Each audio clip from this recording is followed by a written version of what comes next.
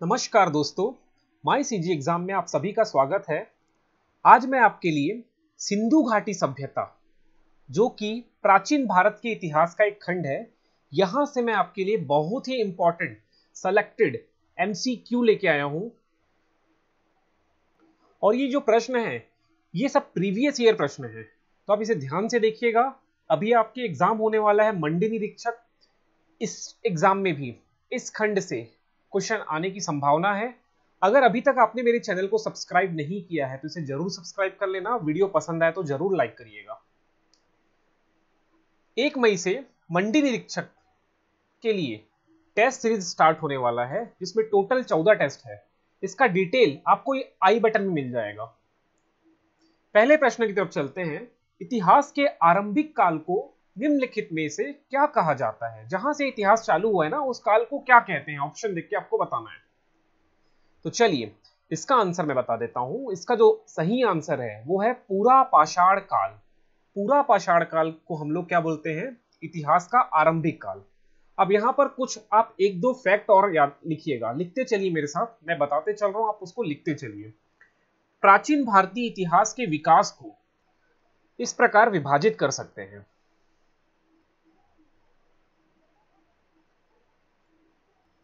पहला है प्रागैतिहासिक काल, दूसरा है आद्य ऐतिहासिक काल और तीसरा है ऐतिहासिक काल। जो प्रागैतिहासिक काल के उदाहरण में हम लोग लिख सकते हैं पाषाण काल या युग। ये जो पाषाण युग है ना या काल है, इसमें पाषाण का मतलब होता है पत्थर। तो पाषाण युग हम उस काल को बोलते हैं जब मानव मुख्यतः पत्थरों पर निर्भर थे या आश्रित थे। किस लिए आश्रित थे? वो पत्थरों से अपने औजार बनाते थे, वो पत्थरों से बने गुफा में निवास करते थे। तो इस प्रकार उनका जो जिंदगी का मुख्य केंद्र था वो पत्थर था। पत्थर को हम लोग संस्कृत में बोलते हैं पाषाण। तो उस काल को बोला जाता है पाषाण या युग या पाषाण काल। पाषाण युग को 3 भागों में डिवाइड किया जाता है।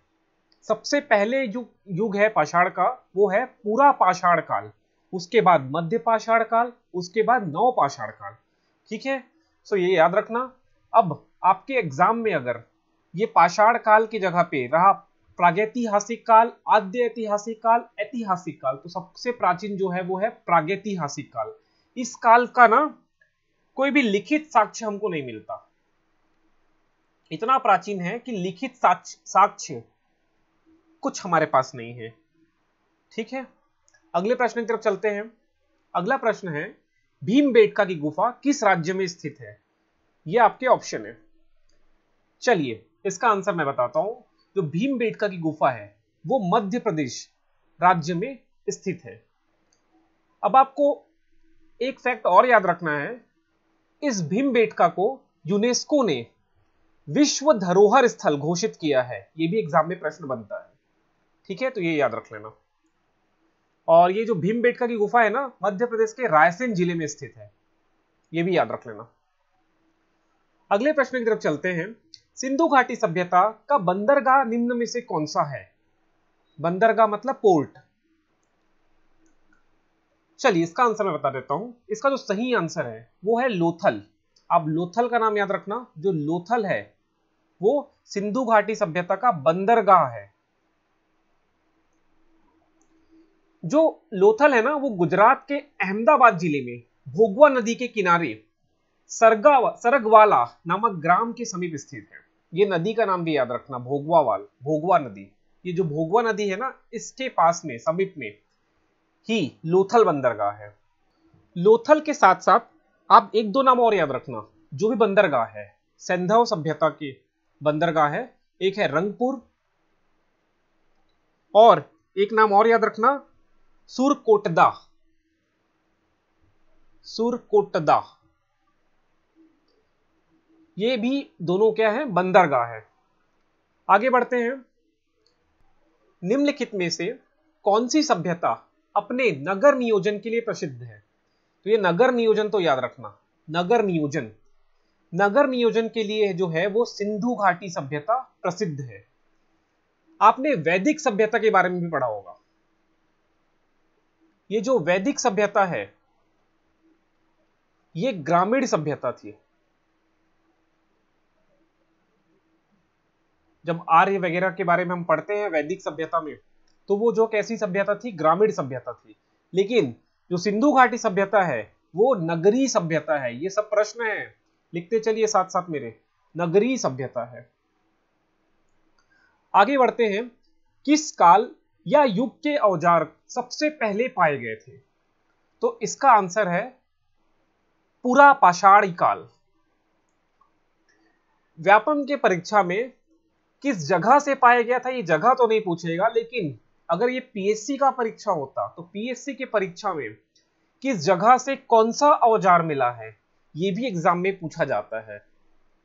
आगे बढ़ते हैं, अगला प्रश्न जो है, हड़प्पा और मोहनजोदड़ो के खंडहर कहां से मिले हैं, कौन से नदी के तट पे मिले हैं? ये इंपॉर्टेंट प्रश्न होने वाला है।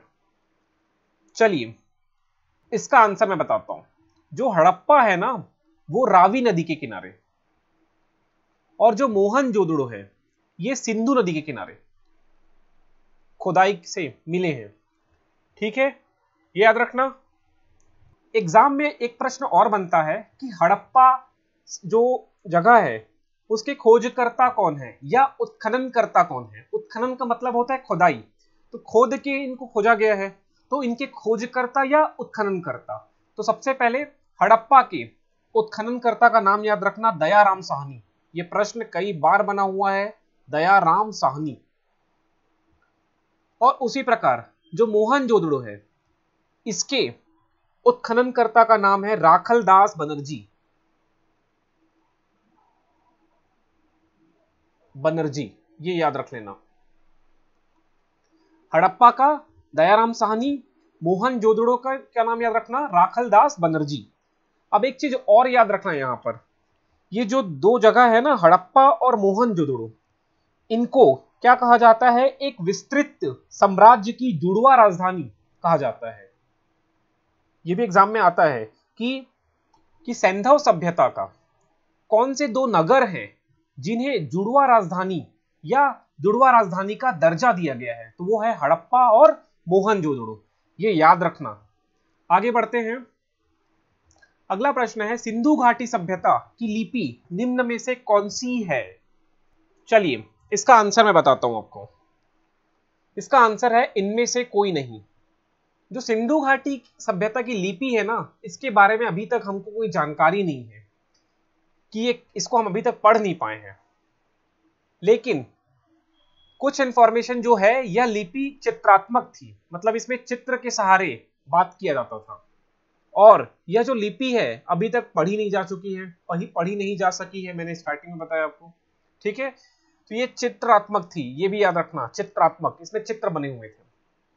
अगले प्रश्न की तरफ चलते हैं, विशाल स्नानागार कहां मिला है? ऑप्शन आपके सामने है। चलिए इसका आंसर मैं बताता हूं। जो विशाल स्नानागार है वो मोहनजोदड़ो में मिला है। देखिए इस प्रकार का स्नानागार था, इस प्रकार का स्विमिंग पूल, इसे स्विमिंग पूल का दर्जा हम दे सकते हैं, जो कहां मिला है, मोहनजोदड़ो में। सिंधु घाटी के लोगों की एक महत्वपूर्ण रचना निम्नलिखित में से किसकी मूर्ति थी? तो याद रखना, डांसिंग गर्ल या नर्तकी, एक नर्तकी, नृत्य करती हुई बालिका। ठीक है, ये कांस्य की मूर्ति थी, कांसा की मूर्ति है, और ये कहां से मिला है, मोहनजोदड़ो से मिला है। ठीक है, ये याद रखना सब। अगला प्रश्न है, देवी माता की पूजा संबंधित थी, तो ये भी सिंधु घाटी सभ्यता के साथ है।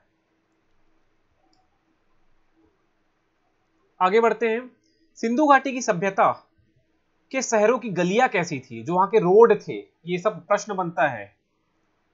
वहां की रोड कैसी थी? तो वहां की जो रोड थी वो चौड़ी और सीधी थी, जो एक दूसरे को समकोण पे, राइट एंगल पे काटती थी। इस प्रकार के सड़कें थी जो एक दूसरे को राइट एंगल पे, ये 90 डिग्री पे एक दूसरे को काटती थी।